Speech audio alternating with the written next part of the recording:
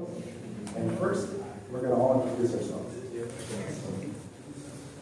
Hi everybody, my name is Marcus Moore. I am the founder, actually co-founder, my partner Noam Jomi is here as well, of a company called Junior CEOs. And that's exactly what that is. It's about junior CEOs from the ages of 10 to 17, trying to inspire them to build businesses, and actually just build businesses and understand exactly how to do that from ground zero all the way up to launch. Hi, good evening everyone. My name is Estelle Reyes and I'm the Executive Director of NIFTY, which stands for the Network for Teaching Entrepreneurship here in LA. We're actually part of a global organization headquartered in New York, and our mission is to inspire youth from low-income communities to stay in school, recognize business opportunities, and really become the CEOs of their futures. We do it through a school-based program, and as you saw today with Miles, like the culminating part of the program is the creation of a business plan. And I'm joined by a bunch of our NIFTY teams. So if you're a part of our NIFTY team, say hi. So if you want to come meet you. Good evening, everyone. My name is Oscar Mendívar. I'm the founder and executive director of Teens Exploring Technology, TXT. What we do is we inspire young Black and Latino boys in the inner city to become technology entrepreneurs. We go through a process of developing, planning, and teaching the kids how to code and how to become developers, and being able to launch their product at the end of the process that we're taking through. Up to this point this year, I have to say that we are going to be launching 3 team apps that they created. One of them is already in stores called SAT Fighters for anybody who has a kid who wants to learn how to study for the SAT and get better SAT results. You can go to the store today and download that. It's a game application that teaches kids how to study for the SAT. We also just opened the first hackerspace in South LA, which is now near Adams and Vermont. And we opened it up for the community. Anybody wants to come there and learn how to code or work on a project, they're more than welcome to come there and help us build this ecosystem in South LA, the spaces from the community for the community. So thank you for having us here today.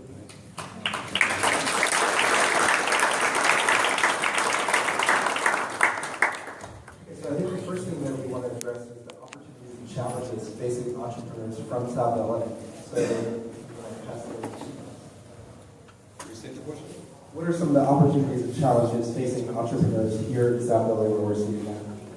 Honestly, I think it's the fact that not enough young adults get the opportunity or the education to be able to do so. And I think that organizations like ours start that process much earlier than some may expect or think. We start from age 10 and move all the way up through age 17, and we have some incredible, brilliant 10-year-olds that can outthink any adult given the opportunities. Like if you allow, and I have 3 daughters myself who range from age 13, 10, and 9. And all 3 of them have started their own little companies and businesses and so on and so forth. And it's just allowing them the room to grow and the belief and the encouragement that they can, create and do. And I think that starting from that, they can do anything. And so I think what the problem or what the solution is to empower the youth with more opportunities to be able to do that and also exposure.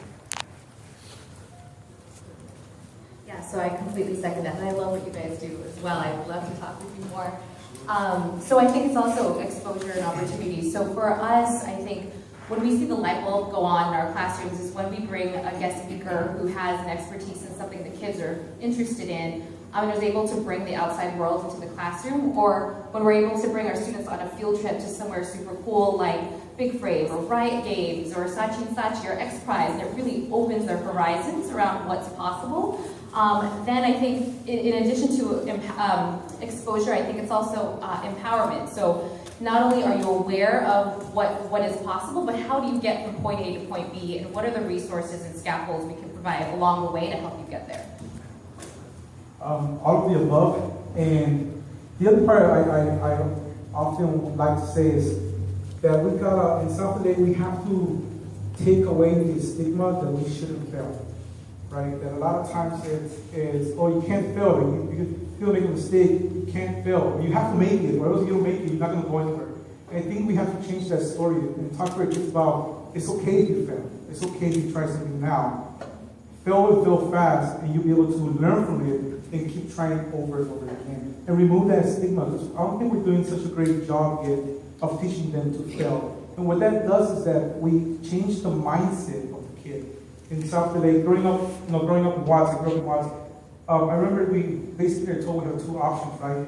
Either become a victim to the streets, or you hustle in the streets. It's one or the other. But I think at this point we have to start telling kids, let's change the mindset and let me help you fail faster, and let me help you learn how to learn from that failure. So that's what I'm.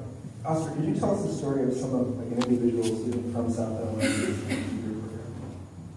Sure, we have Jesus. Jesus is one of our students now at Syracuse University, and when he came to our program, he had a 2.3 GPA at the time. And when this kid came to our program, he talked about just going to a community college, then going back and working with his dad, and just his dreams were that far. That was where he ended at.